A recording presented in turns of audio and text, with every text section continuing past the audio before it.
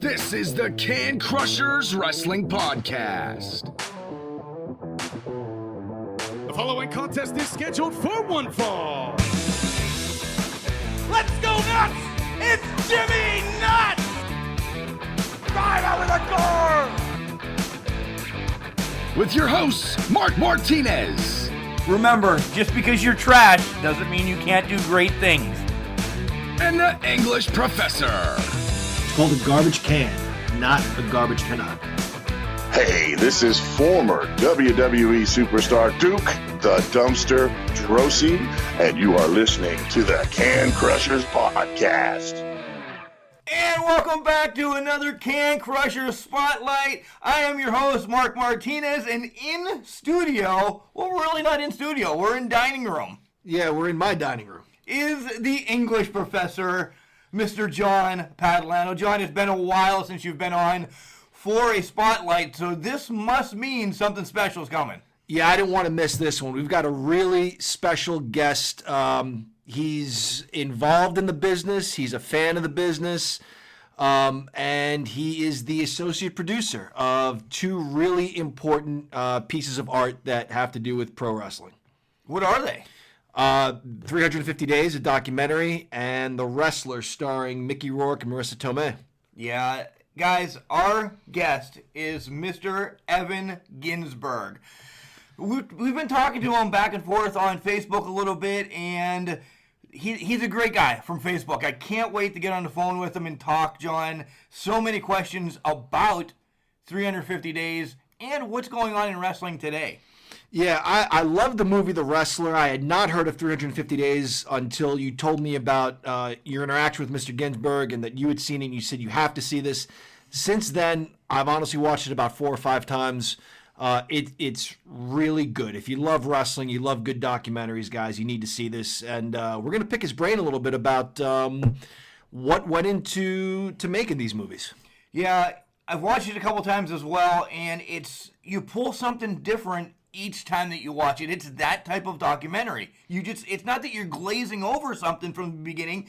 It's just you're like, how did I miss that on the third watch? Right. It's so good, you guys.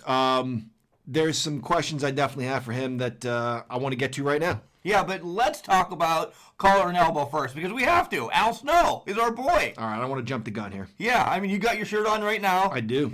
Hats, hoodies, tees, and they're comfortable. I continue to say the comfort level of these shirts are my favorite. The truth is I'm still in my jammies, and my jammy is my Collar and Elbow t-shirt. Yeah, it's great. Guys, and when you check out, you can check out with a special promo code. It is Can Crushers, capital C and Can, capital C and Crushers. You'll get an extra 10% off of whatever they're doing. So make sure you head over to Collar and Elbow and use that Can Crusher code. But let's hear from Al. Let's call Evan, please. Yeah, let's do it. Wrestling. A love and a passion we all share. I've started a wrestling brand. The wrestling brand.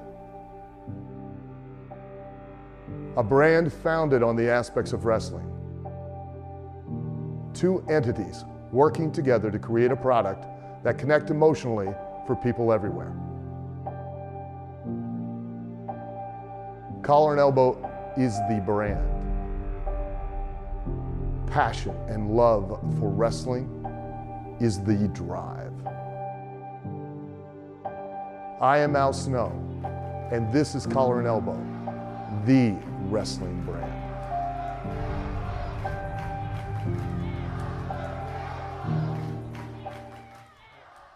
And welcome back to Can Crusher Spotlight. I am the English Professor. I am here alongside Mark the Mark. We are joined today by Evan Ginzburg. If you are not familiar with that name, you certainly will be by the end of this interview. But maybe you're familiar with the names Mickey Rourke, Marissa Tomei, Bret the Hitman Hart, Ox Baker, on and on and on, Angelo Savoldi. Okay. Let's. Yeah, you guys get the picture. You get the Bring picture. Mr. Ginzburg onto the show. Welcome to the show, Mr. Ginzburg. Thanks so much, guys. Appreciate it.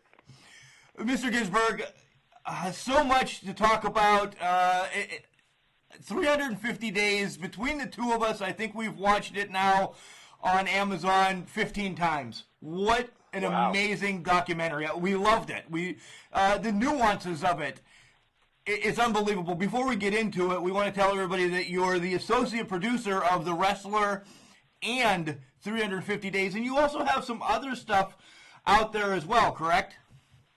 Yes.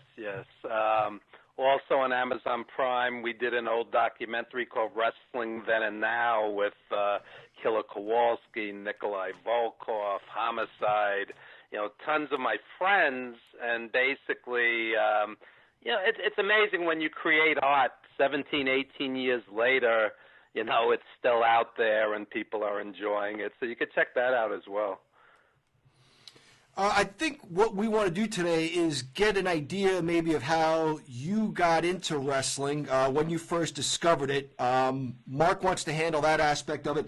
And then I want to talk to you a little bit about The Wrestler and 350 Days, since between the two of us, myself and Mark, I am more of the literary genius, more of the thespian.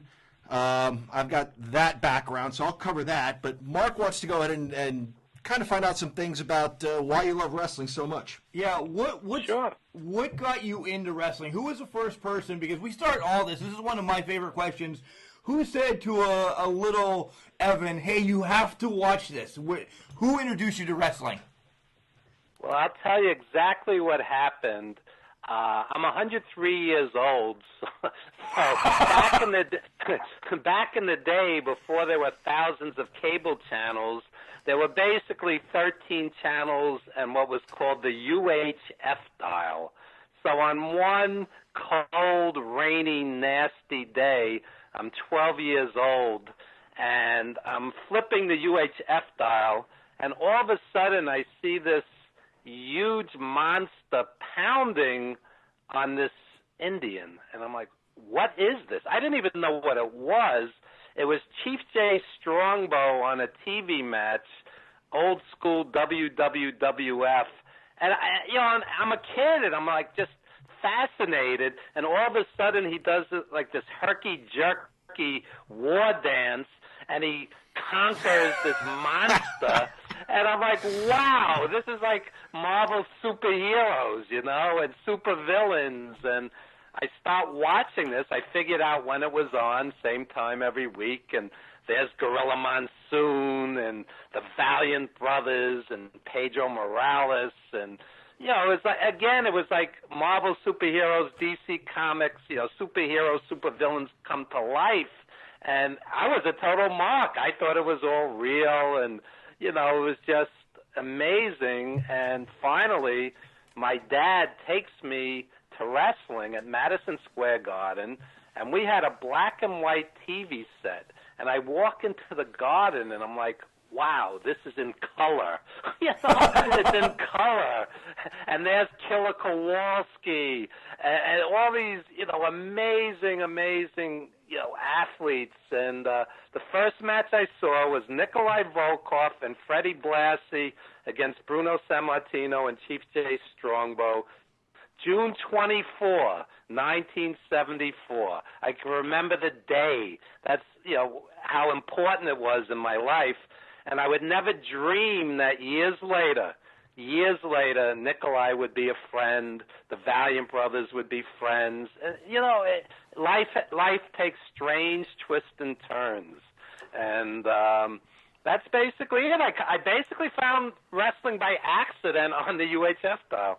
Who won the tag team match? Bruno and Strongbow, Yeah. 2 out of 3 falls. Back then it was 2 out of 3 falls. But the match that really stole the show were the Valiant Brothers against Dean Ho and Tony Gurria. And later, I'm managing Johnny Valiant. He's sleeping on my couch. How surreal this all is. How surreal. Yep. And I'm guessing by your age and by the sound of a little bit of accent I'm picking up, you're familiar with WWOR Channel 9 out of Secaucus, New Jersey? Oh, absolutely. Saturdays at midnight. That's I right. watched that throughout my youth, and yep. And and is basically squash matches and an occasional tag title change, and it was just so much better than Raw or SmackDown today, which is stultifying for the most part with the scripted promos. And Johnny Valiant told me they would roll into a studio back in the day, and they would just cut promos all day. And basically they would just say, okay, Philadelphia Spectrum, August 1st, Valiants against, Hohengaria. And they would just improv the whole thing, one after another, total improv. And today it's stilted, it's scripted, it's awful. We'll dive into more Raw and SmackDown because your very first post on Facebook this year is my screensaver now because I completely agree with everything you wrote. But I'm shocked that it took this long for John to tell you that he's also from Brooklyn, the whole WWOR reference, because he normally just wants to tell everybody he's from Brooklyn right off the bat because that's the way he is. I wrote a book, Apartment 4B Like in Brooklyn, about growing up in East Flatbush in the 60s and 70s. So I could certainly relate to Brooklyn. Yeah. You're familiar with Gravesend, Sheepshead Bay? That was sort of my neighborhood. Yeah, sure. Yeah. So, your post, your very first post about Raw and SmackDown this year, like I said, it's my screensaver. It's amazing. Why do you think wrestling has gotten so scripted that they can't talk anymore or kind of promo? What's your thoughts on that? It's a monster corporation, $1 billion corporation. They don't want to offend. It's PG. And don't get me wrong. I mean, I sat up two or three weekends ago watching Wrestle Kingdom all weekend, and I support indies, and I love AEW. I'm not one of these, there's been no good wrestling since the territories. I just find WWE stultifying for the most part.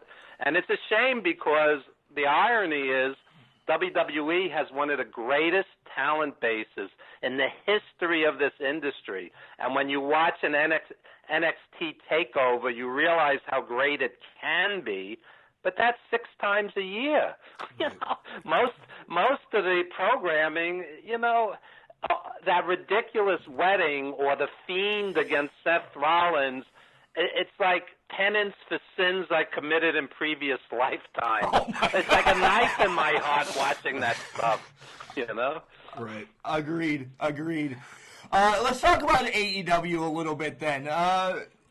Upstart promotion, they're doing great things. You see a lot of, this week I saw a lot of Dusty in Cody. I know that it's maybe a backhanded compliment or whatever, but his promo was an old NWA promo, and that's why I think old guys like us, being 42, enjoy AEW as much. Is that why you like it as well? I just like rooting for the underdog. When I watch boxing, I root for the underdog. When you have AEW supposedly versus WWE, and that's really the fanboys creating all this drama. Right. Because nobody's going to be a threat to WWE. They're a $1 billion corporation. They're going to keep chugging along no matter what.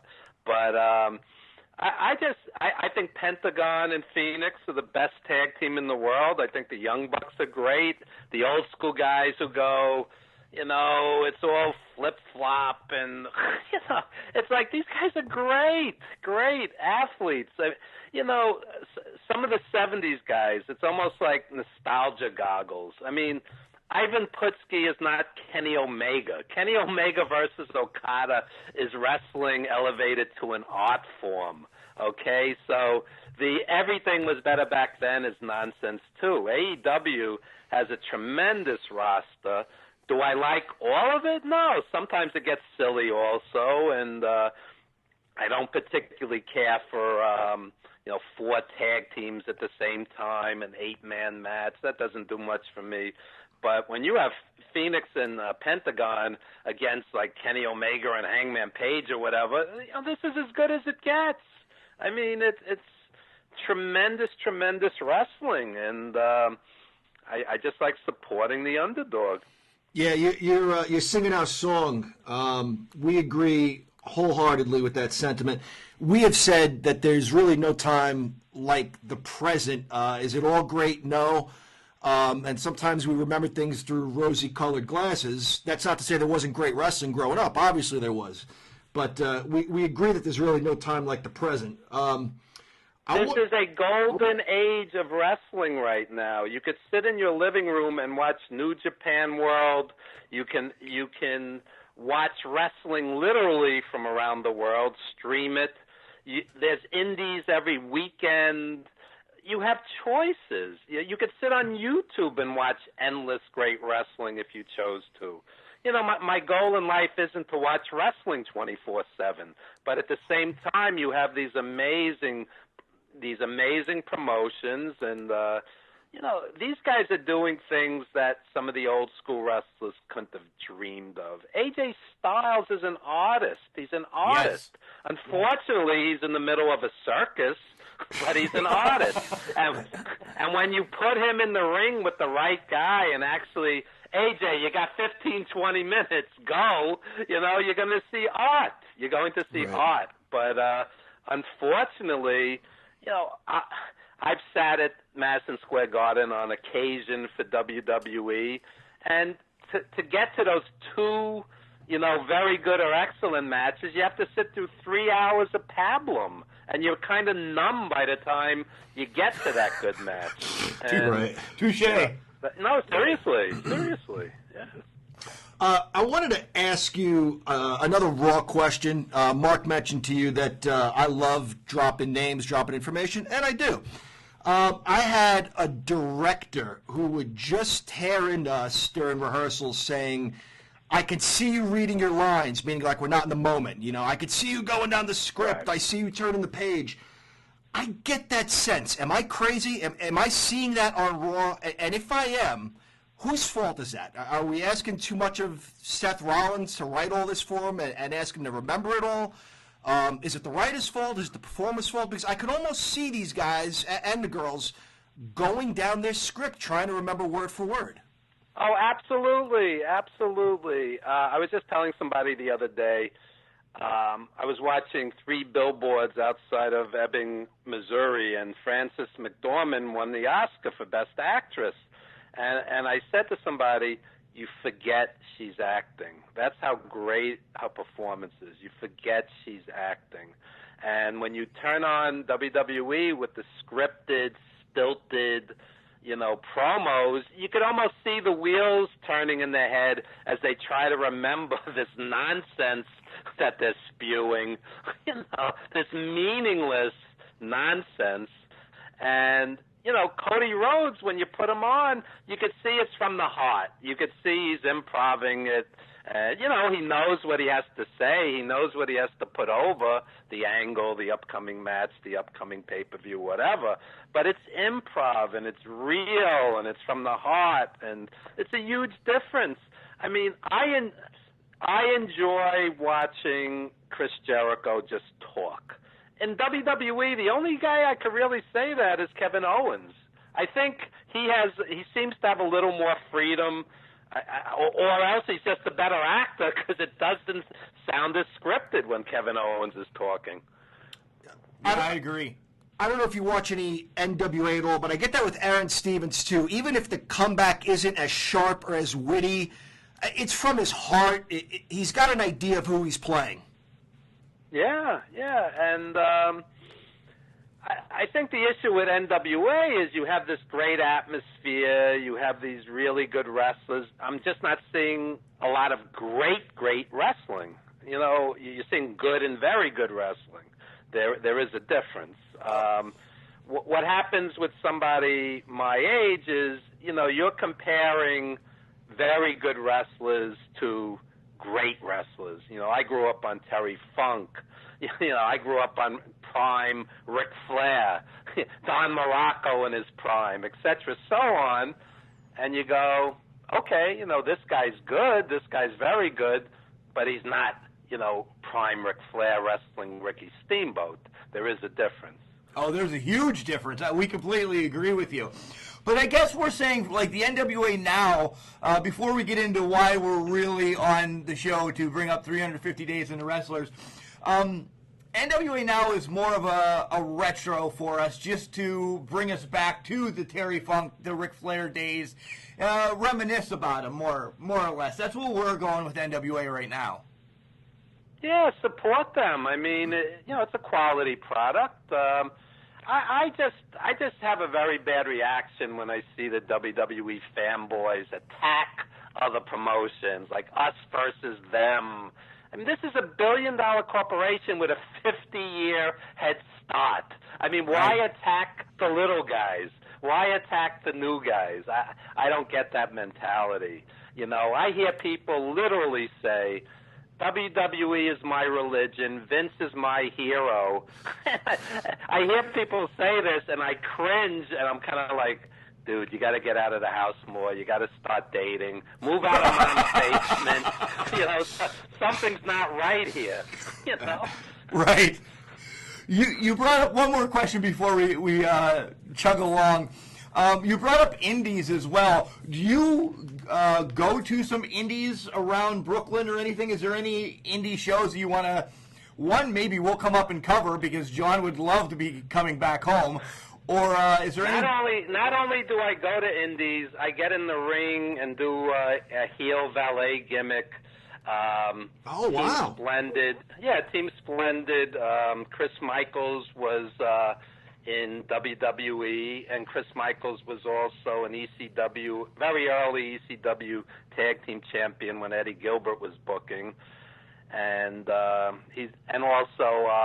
Simply Splendid is so it's almost like Gorgeous George. They have the flowing robes. Nice. And I get on the mic and I rip on the guys with the WWE belts and sitting in the audience, and it's a lot of fun. We have a good time. So NEW is one of the promotions that we work for. Titan out in New Jersey. I mean, you could literally go to an indie every weekend in New York and New Jersey. I mean, it's countless. I was just bored of listeners throwing out letters, A, B, C, D, E, F. There's 500 indies, but they're certainly out there. Go out and support. And this is what I tell the parents. It's funny. My best friend, we took his nephew and all his little buddies to indie shows. We never took them to WWE because we knew they'd meet the wrestlers, get photographs, get autographs. You're right on top of the action for $15, $20. WWE, the last house show at the Garden, $36 to $206 a ticket. Can you imagine a mom and dad taking two kids at those prices, plus parking, food, gimmicks? Could you imagine what that evening cost a family of four? Take the kids to an indie show, enjoy, meet the wrestlers, support indie everything, support indie music, indie film, indie theater. Really. I mean, the monster corporations, don't need you as much as these mom and pop operations.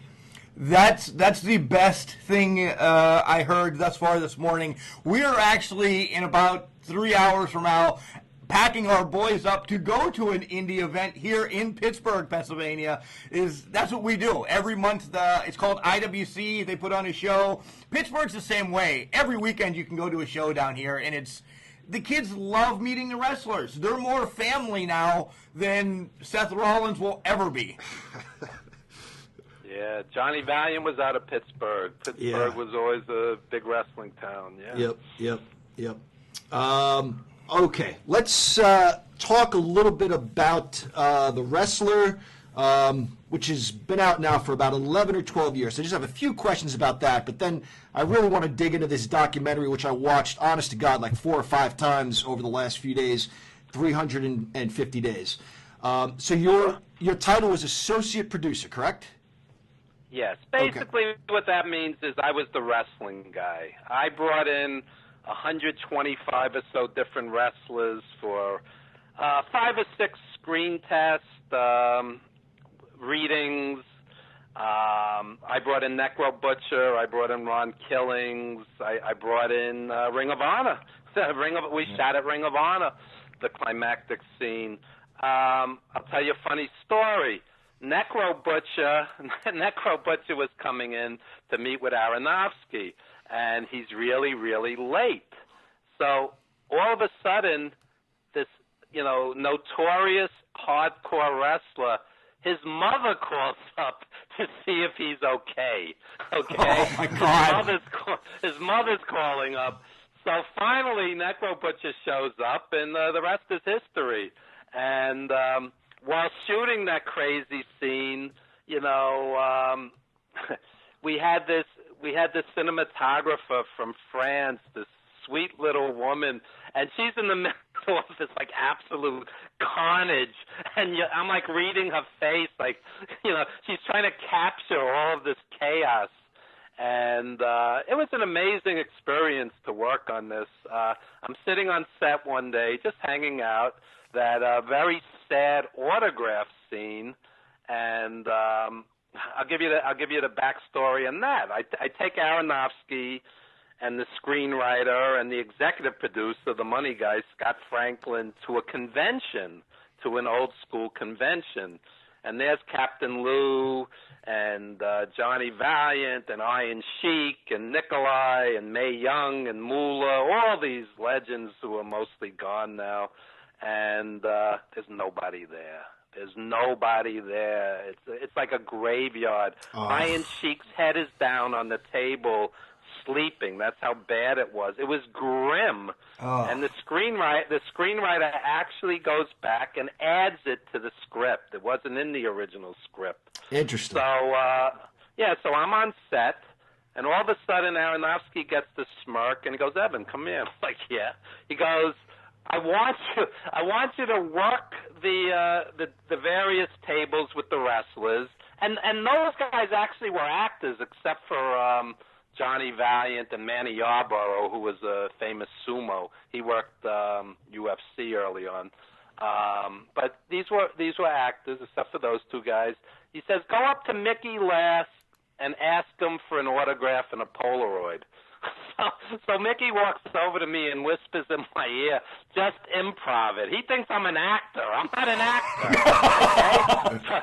So there's 125 people on set, these giant cameras, and I do exactly what Aronofsky says, and I get up to Mickey, and I'm thinking, what would I say to this guy? Because I'm improving it. So I go, "I loved you as a kid. I saw you at the Garden. Can I have your autograph?" And he goes, "What's your name?" So again, I'm thinking, and I go, "Evan." So it dawns on me how surreal this is. I'm playing myself in a fictional movie, okay? So I'll fast forward ahead. We're at the New York Film Festival, Lincoln Center, totally sold out, 2,300 people, $40 a ticket. And I'm sitting with my girlfriend at the time, who's now my wife, and I don't know if I made the final cut. I'm watching the movie like everybody else. And all of a sudden, I come on the screen, and my girlfriend looks at me, looks at the screen, looks at me, look at the screen, and she goes, "That's you. That's you." I go, "Yeah." The whole experience was like magic. Am I allowed to curse on here? Oh, yeah. Yeah. So we're at the wrap party to wrap up the whole production. It's all shot. It's all done in the can. And Aronofsky's making a speech, and he says, "I'll never forget it as long as I live." He goes, "I don't know what the fuck we have, but we have something. I'll never forget it." Those were his exact words. He just knew he had captured something special. And anybody that understands film knows a film is also made in the editing room, of course. But it was a beautiful experience, and I tell people all the time,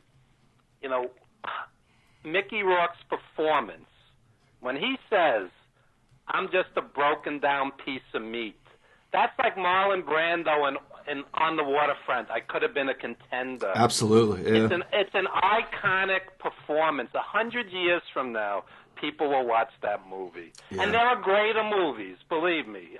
There are greater movies. But I don't think there's a lot of greater performances than what Mickey did in that movie. It's a shame he didn't win the Oscar that year. He did win the Golden Globe that year for that. He did, yep. Yeah. Was this supposed to be, I heard a rumor that it was supposed to be a Von Erich film. Is there any truth to that? That was the original idea for the wrestling? No, nothing. No. There's all kinds of rumors, and, it wasn't based on any one guy. Mickey spent a lot of time with Greg Valentine. I took Aronofsky and them every weekend to indie shows. Every weekend. We were backstage for CZW, Cage of Death. Oh, my God. It was God. like a mass unit. Oh, It my was like God. a mass unit. These guys are all covered in blood. So I go to Mickey, what did you think of that? He goes, it was fucking great. Yeah, Mickey's a tough guy, Mickey loves this stuff, But he was in his early 50s at the time, and he had never wrestled, obviously, but he had boxed, and he was an athlete and a legit tough guy. And we spent a weekend with Nicolas Cage. This is a true story. Not a lot of people know this. We couldn't get the funding we needed with Mickey. His name wasn't as big at that point. We wanted $18 million to do this movie. We ended up with $6 million. $6 million is like the Avengers, food budget. You understand? Right, yeah. You understand? Yeah. So we meet with Nicolas Cage, and people don't realize this. At the time, the guy's like in great shape. He looks good, And Mickey looked the part. And I'm sitting with Aronofsky, and Aronofsky's like, I got to go with my heart. Mickey's the right guy for this, even though Nicolas Cage at the time was bigger box office. And the movie brought in $36 million domestic, and, it was a success. It was a critical success. It was a financial success. Again, it wasn't the Avengers or Spider-Man or Wonder Woman, but, we're proud of the film. We're just proud of it. For a wrestling fan, though, Evan, I think it is Spider-Man or the Avengers or anything like that, because this movie just shows us, fans, wrestlers, what they do for us, and it's unbelievable. Yeah. Well, let me just say something. There were critics of the film because they thought it painted a grim picture, trailer park, yada yada. But I know guys, and I won't even name names. I know guys who sold out Madison Square Garden in the mid to late 70s, early 80s, never broke $100,000. They ended up pushing a broom or a bouncer at a club. I mean, again, for the zillionth time, it's disgraceful that McMahon doesn't give these guys pensions, 401ks, health benefits. Absolutely disgraceful. But so, imagine you're headlining Madison Square Garden. You're wrestling in Japan. You're wrestling in Australia, around the world. You're a star around the world. And one day you wake up and you're pushing a broom, okay? Not that there's anything wrong with Hard Day's honest work, but I'm just saying, the bubble has burst after the glory. And, so this does happen. A lot of these guys do not end up well. Some do, There are guys who are financially okay, but many don't. And that's what we were showing in that movie. And, some people in the industry were offended, and others felt, hey, we captured it. We certainly weren't doing a hatchet job. All of us love wrestling. We wanted to honor it, and hopefully that's what we did. For sure. No, I would wholeheartedly agree with that. I loved it. Two more quick questions about it. You say Mickey Rourke looked the part.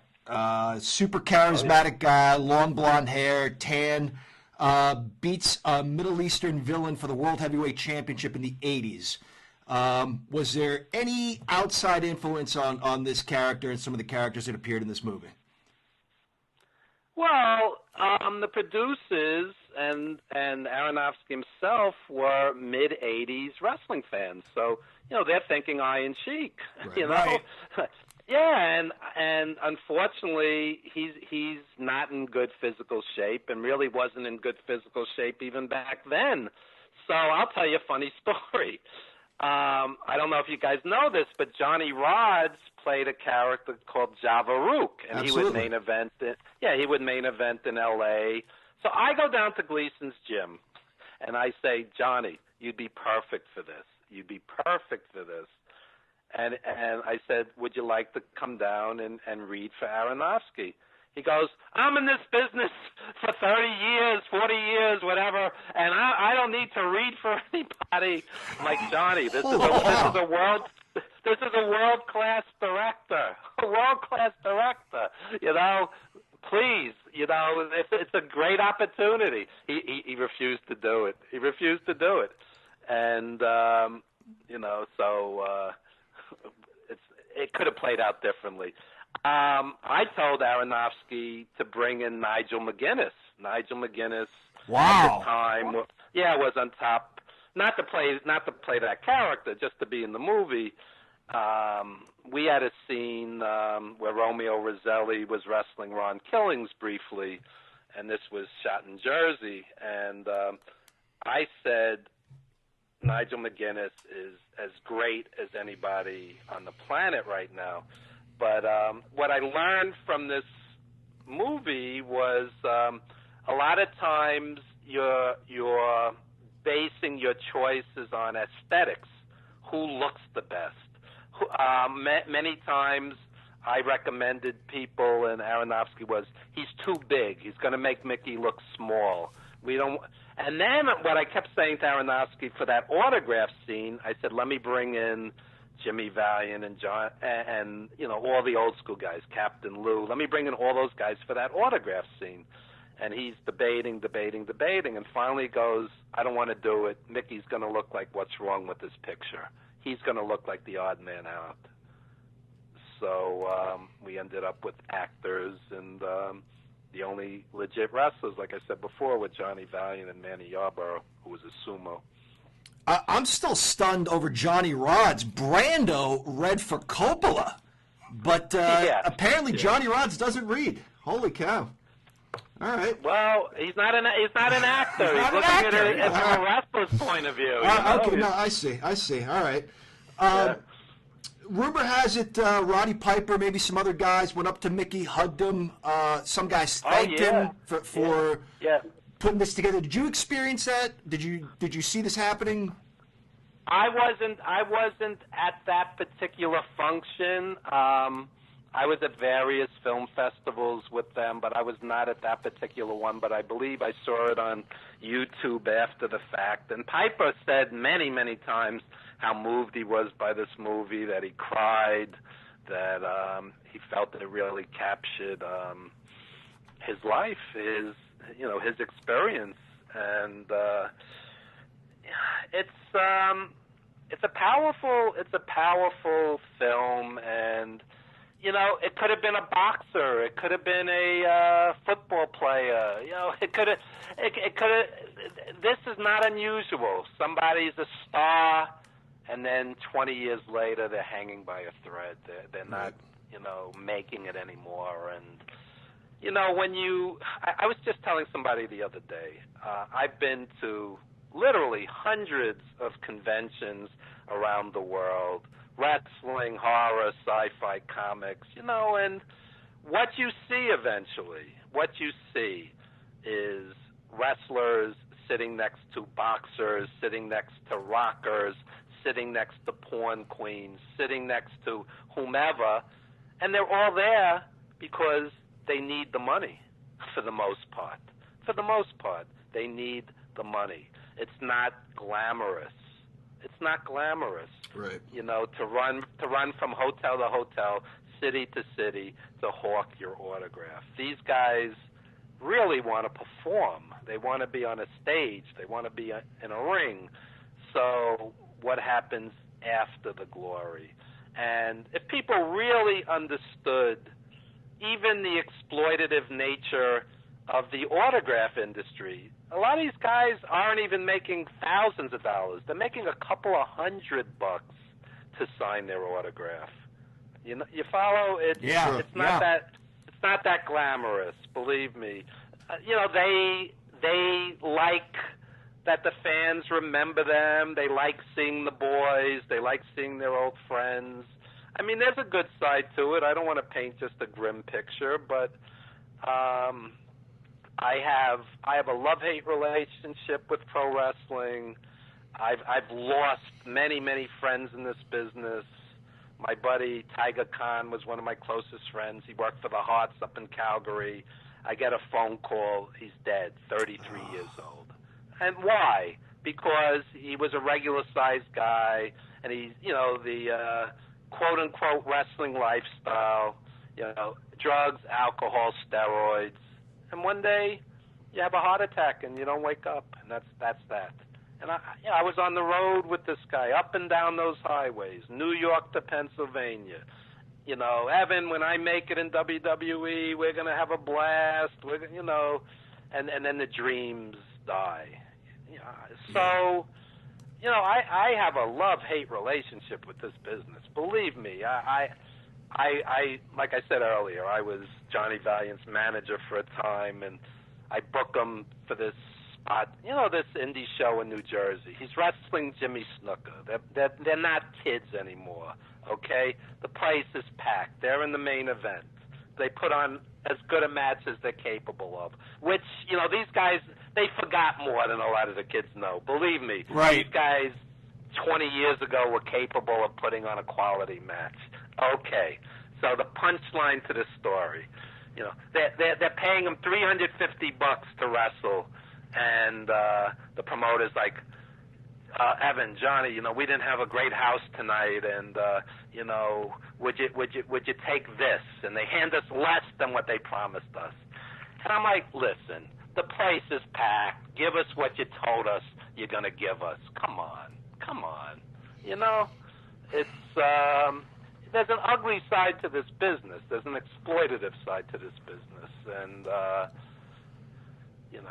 it's I don't want to bum out all your listeners. No, that's all right, but it's true. The other side is my buddy Lanny Poffo will say, I saw the world on somebody else's dime. Right. They took me around the globe, the promoters.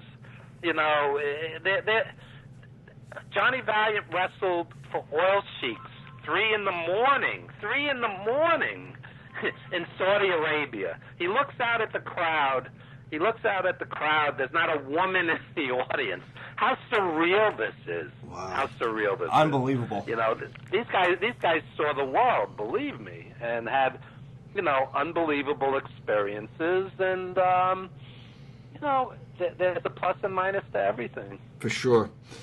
One other quick note on the wrestler before we move on to 350 days. If you're wondering about my range, Evan, I could probably have played the guy in the grocery store that recognizes Randy the Ram Robinson behind the deli counter.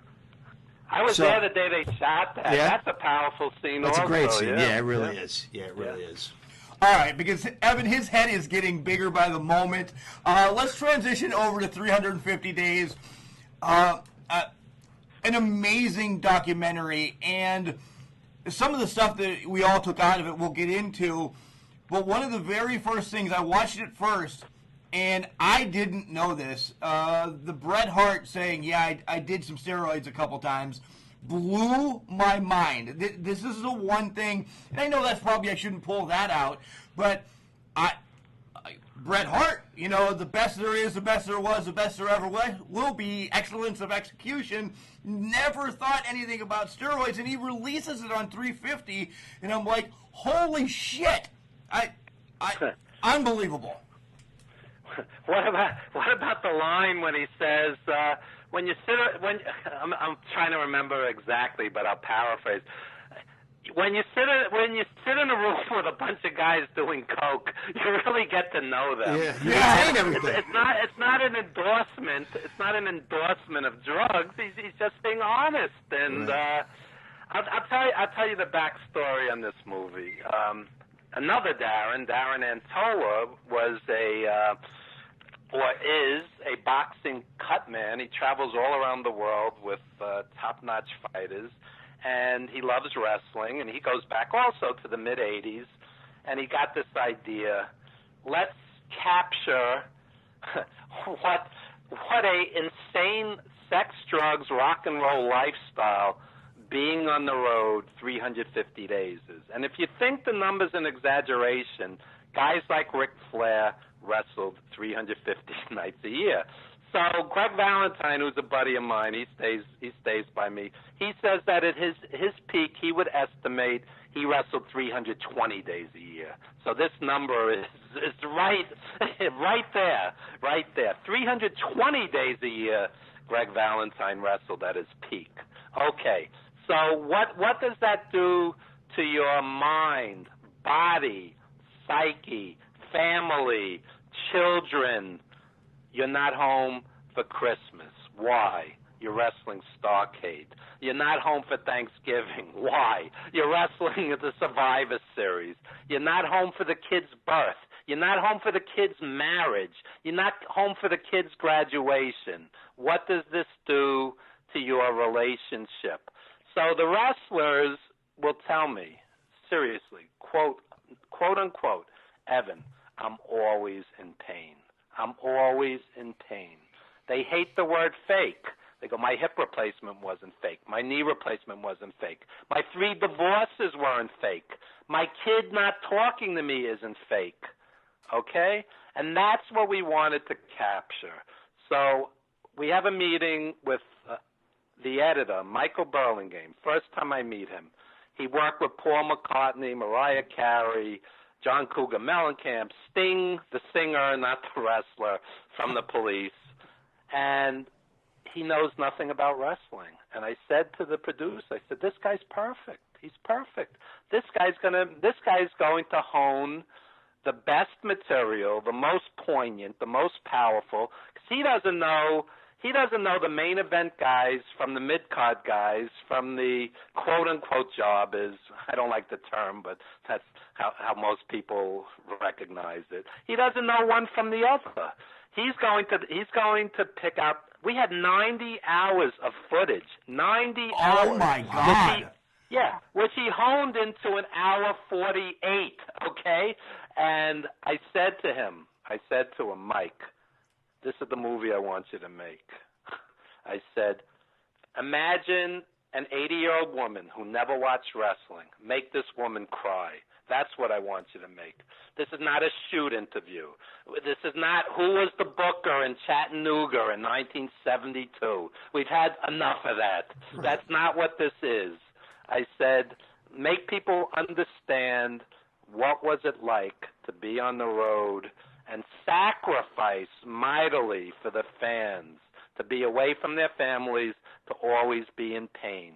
And to be in pain and wrestle anyway because you're scared of losing your spot.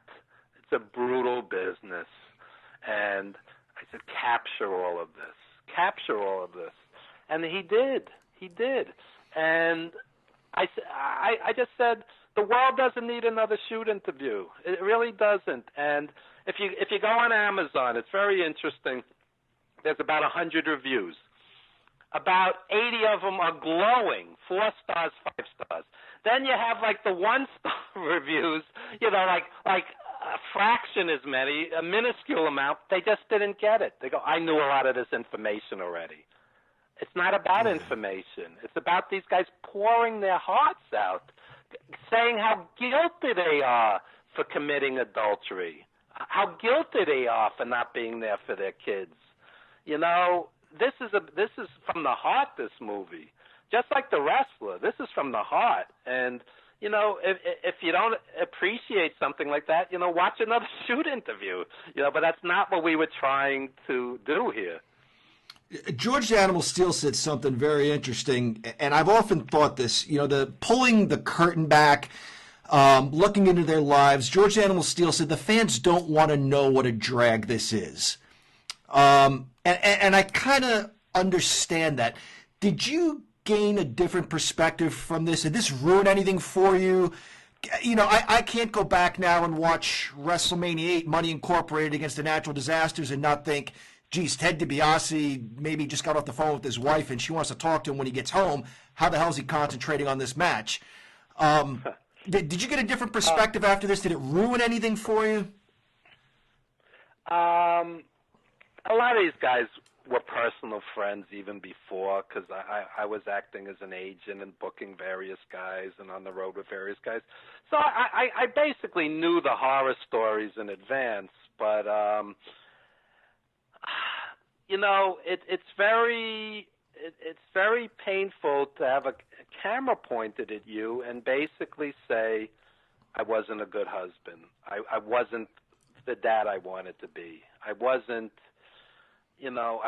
there for these people who stood by me while I was away, and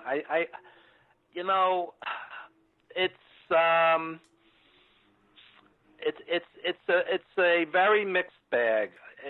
If you watch the movie, a lot of them say I would do it all over again. I saw the world. I had great experiences. I performed in front of vast crowds, including WrestleMania. I entertained millions. I followed my muse. I followed my dream. There's a good and bad side to everything, including their lifestyles. But the point is, it's very extreme. Extreme. You're wrestling in front of 93,000 people or whatnot at WrestleMania 3. At WrestleMania 3, the next thing you know, you're wrestling in front of 93 people at a high school gym somewhere, because you're not who you were 10 years before. And, it's all I could say is the film is from the heart, and these guys poured their guts out, and, we're very proud of it. And it's a true indie film. There's no billion-dollar corporation behind it. There's no huge promotional budget, so we appreciate guys like you getting behind it and spreading the word. And basically, this movie's bread and butter is good word of mouth, which we've had. We've had nothing but good word of mouth. Well, It's amazing. It's very, very good. So spreading the word is an easy job for us because we thoroughly enjoyed it.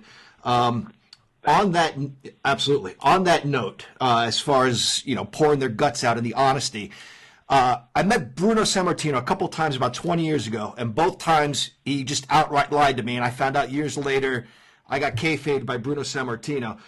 Mark and I feel like, to a certain extent, we don't know everything. Of course we don't know everything. No. Some of these guys still hide certain things. Were you surprised by the level of honesty that they showed you guys during the shooting of this film? Yes and no. No, with the guys we were friends with already. I mean, like I said, Greg Valentine's a friend, and Tito Santana we worked with quite often, and J.J. Dillon we had some kind of relationship with. But when you walk in and you're talking to strangers, that's a different scenario. And I think they sensed that director Fulvio Cesare, that producers Darren Antola and David Wilkins, I think they just sensed that, these guys were passionate about wrestling, passionate about the movie, passionate about doing it right. It wasn't a hatchet job. These guys are very street smart. They've dealt with kings and queens and the scum of the earth as well. Some of the scum of the earth are promoters. Right. Okay. So I think they just sensed that this was not some kind of expose hatchet job, So I think that relaxed them, and they opened up. Right. And inevitably, while you're setting up the cameras and all of that, you start talking, just as people, and I did a promotional interview with J.J. Dillon on behalf of the movie, and I'm like, J.J., those NWA shows in Philly in the mid to late 80s, I said, that was the greatest wrestling I ever saw. I'm being honest. I've been going since 74. I said, those nights, you had the Horsemen on top. Then you had the Road Warriors, Midnight Express, Rock and Roll Express. The talent was so unbelievable. You had guys like Billy Graham and Jimmy Valiant mid-card. Yeah. Right. Guys who used to headline the Garden. I mean, the talent was unbelievable, and the shows were unbelievable. I said to JJ, sincerely, I said, those were some of the best nights of my life, being at those shows. And, when you talk like this, and you're pouring your heart, and the thing that people really don't express is inevitably, when you talk about going to wrestling as a kid, as a teenager, you were with your father, you were with your grandfather, you were with your uncle, grandmother, mother, whoever, and a lot of them are gone now. They're gone now. And you look at it as those were some of the best nights of my life. My dad took me there. My grandfather took me there. My uncle, aunt, whomever. I don't want to make it male, female. It could be anybody. And you look back, and these nights had meaning to you beyond the wrestling. And I've made an effort to take my best, like I said before, my best friend's nephew. We've taken him and the kids to tons of wrestling, and I'm hoping one day when I'm gone, they'll look at this as, wow, Evan and they took us to some great stuff. We took them to tons of Ring of Honor shows instead of WWE. So they saw some great wrestling. Yeah, great. They did. If you took them to Ring of Honor, they definitely saw some great wrestling. I'm talking Bryan Danielson, not Daniel Bryan. Right. I'm talking some great wrestling. Yeah. A lot of these guys, as you said, were very forthcoming with information. Marty Jannetty held back a little bit. Party Marty was talking about partying back in the days with his tag team partner, and he wouldn't, in his words, he wouldn't mention Shawn by name. Do you have any idea whom he meant? Who he meant? Yeah, he says he wouldn't mention Shawn by name. I'm just messing. Yeah, with you. well, Yeah. I'm assuming he's talking about Shawn, but yeah. That was my attempt at humor, Evan. I don't think he was holding back. I think Right. that's him. Right. Even today at age 60, I think that's him. That's Party Marty. I don't think he was in character. I don't think he's ever quite changed from what I've seen. No. We ran into him a couple years ago at the big event in New York City, and he was definitely Party Marty that night, let me tell you. I happen to like him. I think he's a good-hearted guy, and very, very sociable, very. Oh yeah, friendly. we do too. He was a great time for sure. You brought up that you had 90 hours of film. How long did it take to make this documentary? I know it's years, but are we talking like 10 years? This has been in the works 6 for years. 6 years. And the wrestler from beginning to end was 7 years. Wow. People have no idea. I'm not talking filming. The filming of the wrestler was 35 days, 7 5-day weeks. But you're talking 5 or 6 script revisions and getting the funding, meeting after meeting, trying to get the money for this. And same thing with 350 days. You have to finance it. Every photo, every piece of music, every video clip, there's legalities. There's contracts. There's payments. There's, the business end of a movie is very, very complex. Even distribution is complex. It's almost like a pie chart. Everybody gets a piece. It's not just the filmmakers, believe me, you're not going to get wealthy doing documentaries. You do documentaries because you believe in something and you have a passion for it and you need to tell that story.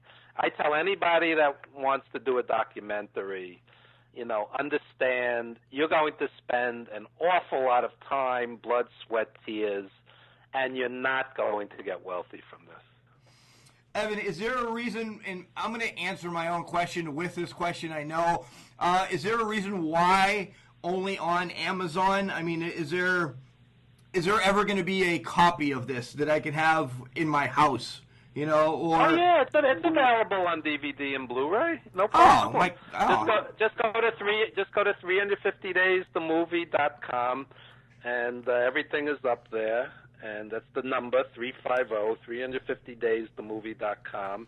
And it's out on Blu-ray and DVD. It's on Amazon. You can watch it free on Amazon Prime. You can watch it free on Tubi.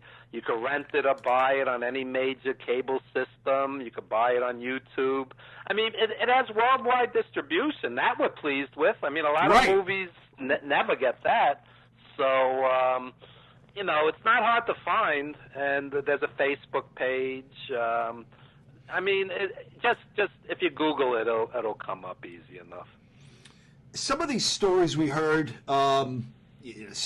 wrestlers getting burned with cigarettes, cigars, getting quarters thrown at them, bodily fluids. Billy Graham's car looked like Ryu got done kicking it in Street Fighter 2. I get a little unreasonable maybe when I see a Red Sox hat, but what is it about wrestling? As someone, Evan, who sort of works with, creating sort of a piece of art about the human condition, what is it about this particular form of entertainment that just brings out some of the real ugly in fans? Well, let me just say something. I started watching in 72, attending in 74, as I said earlier, and this was pre-internet. This was during the kayfabe era, and, it was very vague as a teenager, at least. You're sitting there and you're going, well, that punch or kick didn't quite look like it landed, and the guy sold it like he was hit by a brick, but at the same time you wanted to believe. And many of the fans in that audience did believe. And back in the day, Nikolai, who was a dear friend, he said to me, they had to send him and the Sheik out hidden in an ambulance in the middle of the show because they had so much heat they couldn't walk out at the end of the show and with the mob of fans outside. They actually, at Madison Square Garden, they would hide them in an ambulance and drive them out of the arena. So not all of this is in 350 days, but I could tell you stories. A fan threw acid in Blassie's face. Oh, my God. Yeah. He lost vision in part of his eye, in one eye.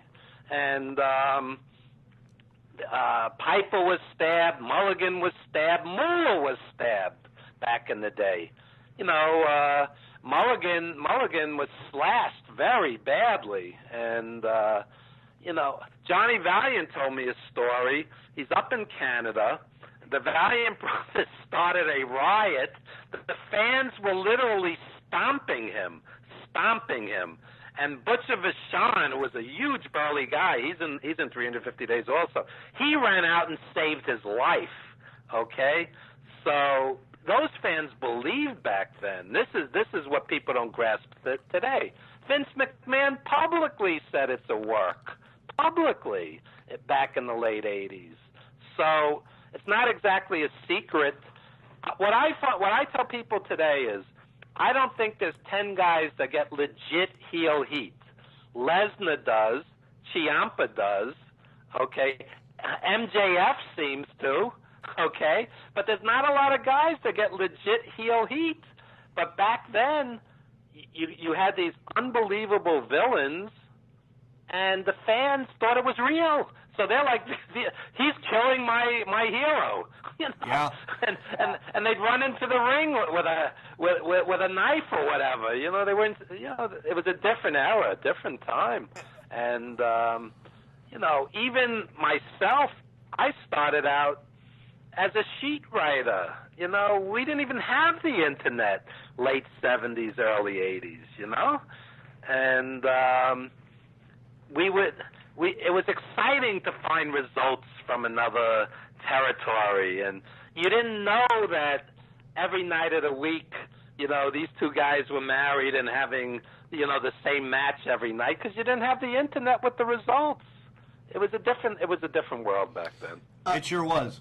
You mentioned in the documentary you talk about Gorgeous George, which now goes back maybe 3-4 decades before what we were just discussing, and you see him maybe combing his hair, and the ref goes to check his tights, and he says his line, "Get your filthy hands off me," and you see a sophisticated crowd in suits, and they all laugh. At some level, did we always know what we were watching was entertainment, that it was a work? How did we go from that to, you know, 3 or 4 years or decades later, someone getting acid thrown in their eyes? Well, there was always this suspension of disbelief. It's like when you're watching a movie, you know the guy's not shooting the guy, they're actors, you know? There was a suspension of disbelief. But at the same time, like I said, a lot of fans believed. They believed. As a kid, I believed. Absolutely. I'll tell you what happened. Guy says to me, older kid, he goes, Billy Graham's going to beat Bruno for the title in Baltimore. I think it was April 30, 1977. Okay? So April 30, 1977 comes, and Billy Graham beats Bruno in Baltimore. And I'm like, it's like the bubble burst. I'm like, oh, man, this isn't real. You know? So, but then I kept going, and I just looked at it differently. This is an art. This is, you know, it's an art. It's magic what these guys are doing. And a movie's not real, and a TV show's not real. What's the difference? Right. You know?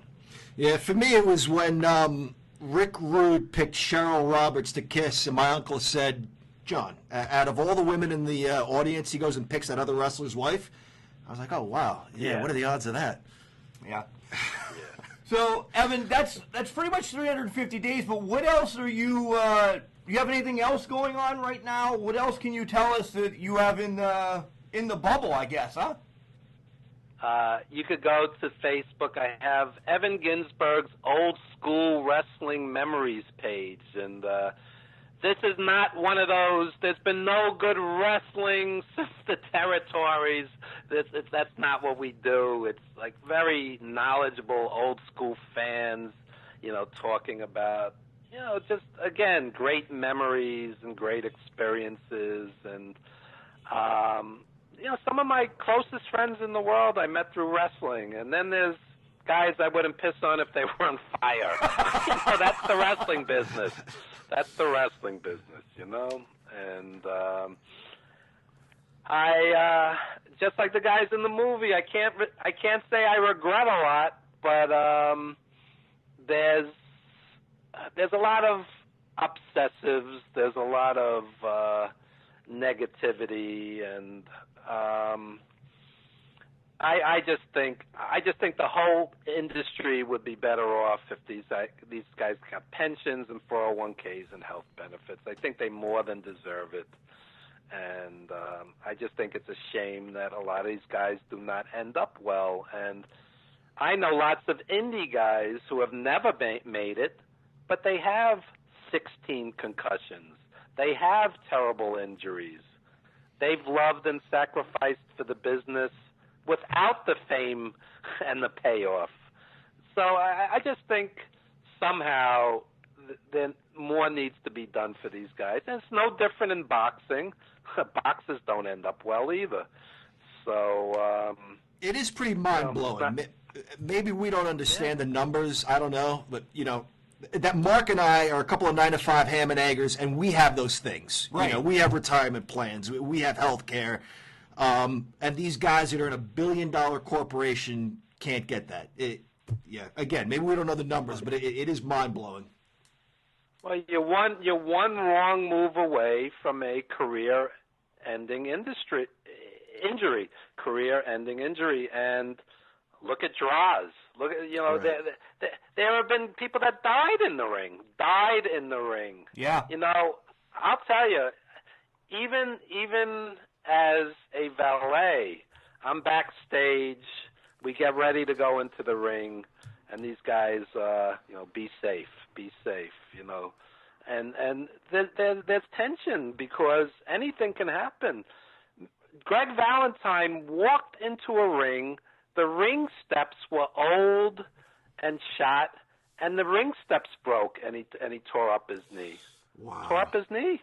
And he's like, I rarely got hurt in the ring. I got hurt walking up the steps, And in my situation, I am not trained. And I'm not particularly young, so I tell the promoter, make sure you guys know, don't put their hands on me. I'm just going out there to talk, It's like, don't put your hands on me.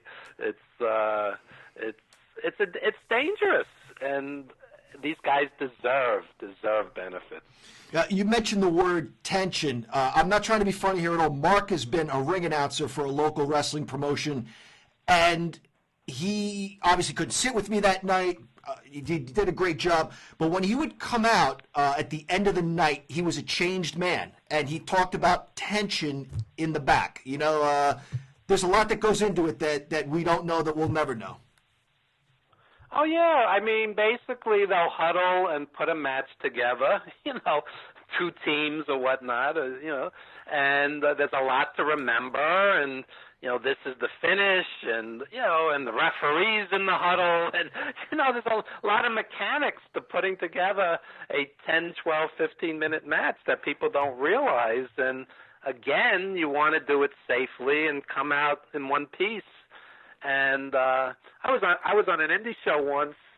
Guy hits the guy with the chair in the head, and the second I heard it, I knew it was wrong, and the guy's head was split open. The guy's head was split open. Yep. The guy needed like 18 staples in his head. Oh my God.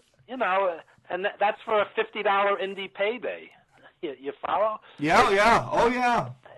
It's a rough business, and only a small percentage will make it. And I think it's great today that there's more opportunities. You have a lot more.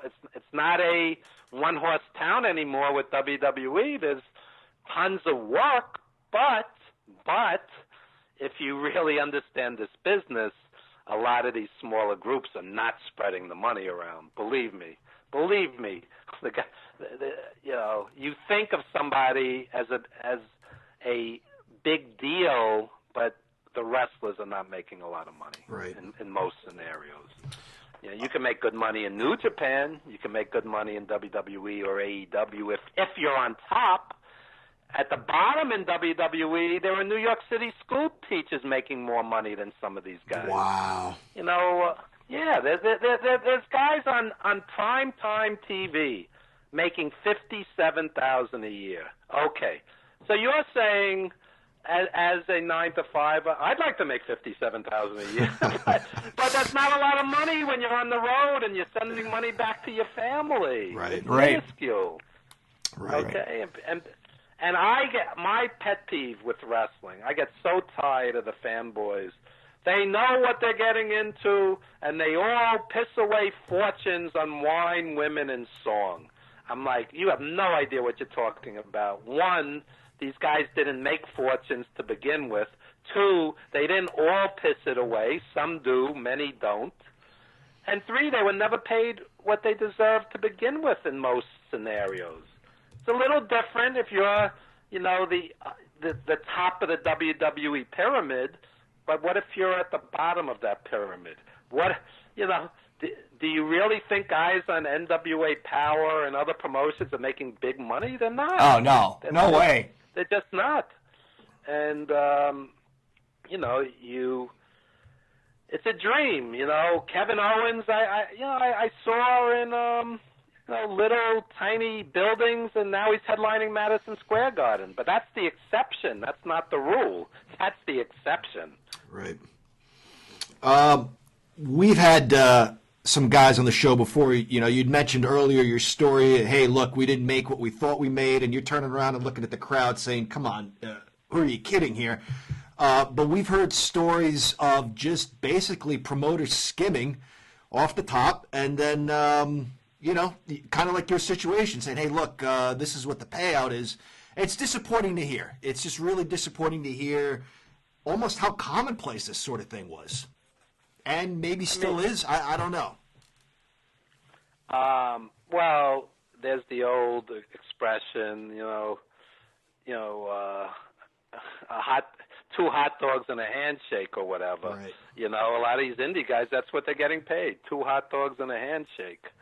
And you did a great job, kid. And meanwhile, the kid's doing all kinds of high spots, risking his life, for 2 hot dogs and a handshake.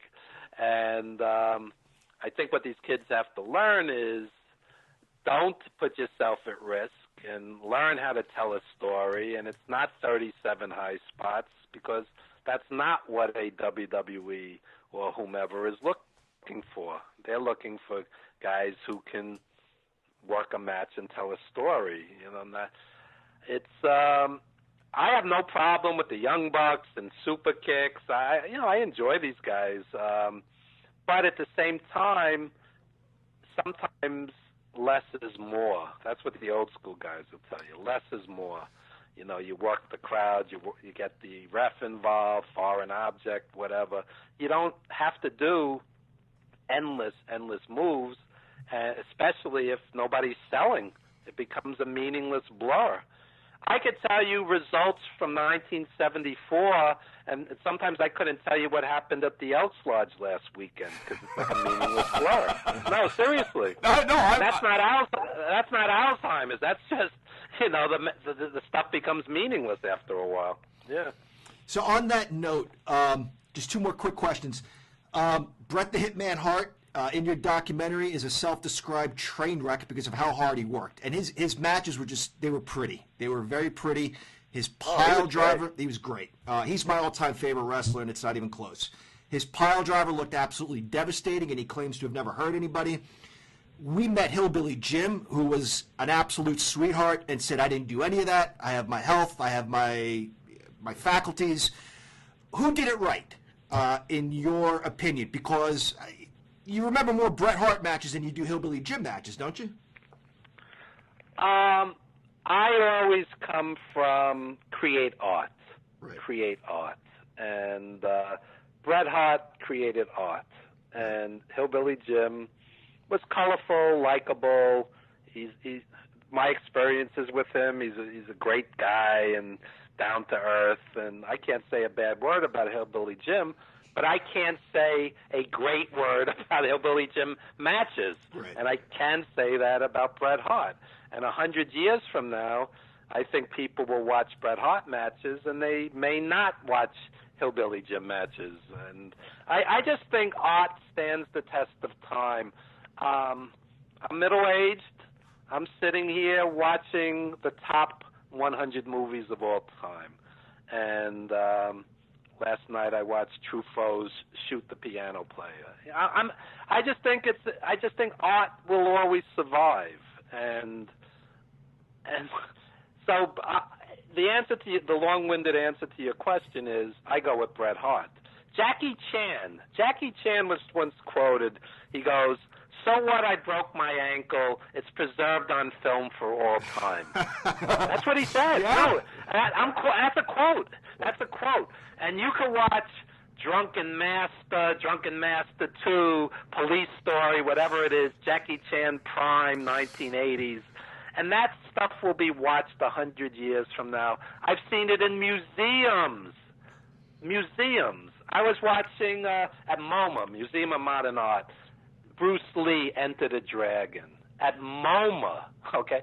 Stuff that people thought was schlock 50 years ago is considered art now. Right. And, if somebody said to me, Evan, let's churn something out, here's a quick payday, I go, no, I'd rather spend 6 years and create something like 350 Days or The Wrestler, and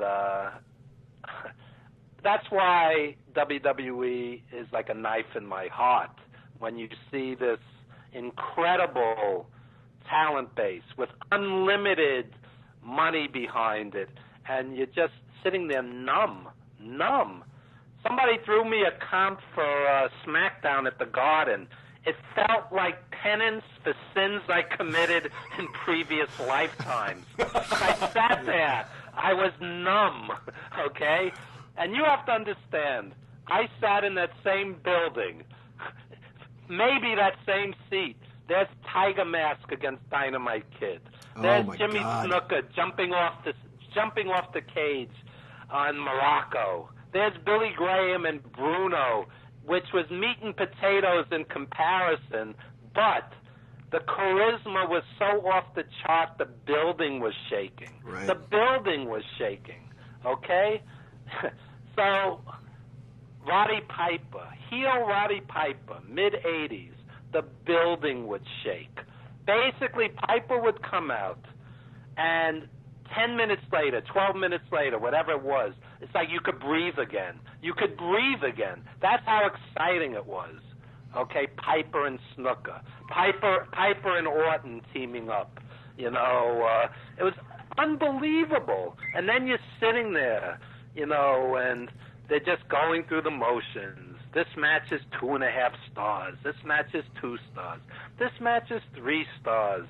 And blaring sound and videos and a sea of kids, little kids with their families, instead of, you know, this blue-collar crowd that I grew up on. And, you know, it's like the soul was taken out. It's corporate. It's absolutely corporate. Yeah. And which doesn't mean that on WrestleMania Day, AJ Styles won't have a 4-star match or whatnot. But you're going to have to sit through 17 other numbing matches to get to that. No, seriously. Yeah. Oh, yeah. Absolutely. Oh, yeah. Absolutely. And again, I love a lot of today's wrestling. I get annoyed at the old school fans. There's been no good wrestling since Harley Race in the 80s. What are you talking about? Watch Okada. Watch Naito. Watch Tanahashi. You know what I'm saying? It's like there's plenty of great wrestling in 2020. You have to search it out. You know? Sure. The music people are the same. There's been no good music since the Beatles. Just shut up. Shut up. It's ridiculous. Ridiculous. That's the thing. I think people still want it fisted, you know, handed to them, you know, on a silver platter or whatever.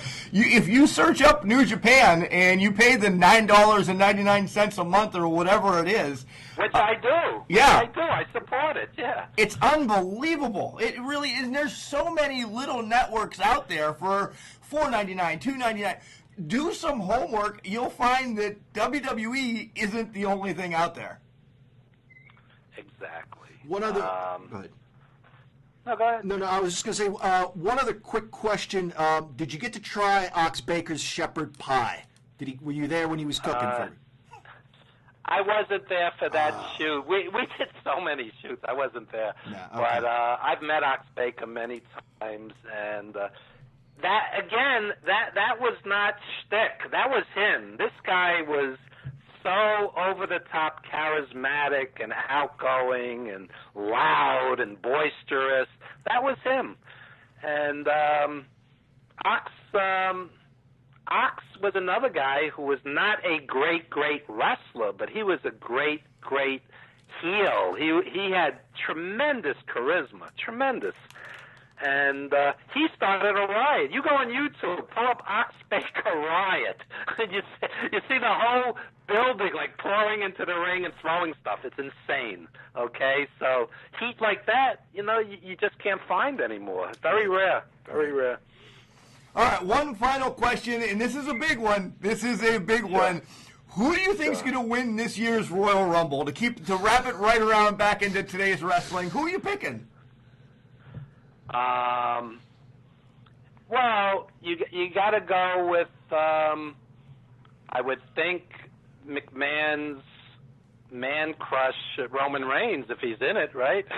I don't follow it that closely. Is Reigns in it? I don't even He's know. probably going to be in it. Yeah, I was just checking. All right, so Yeah, I would agree. you gotta go with Reigns, because you know who McMahon pushes, and or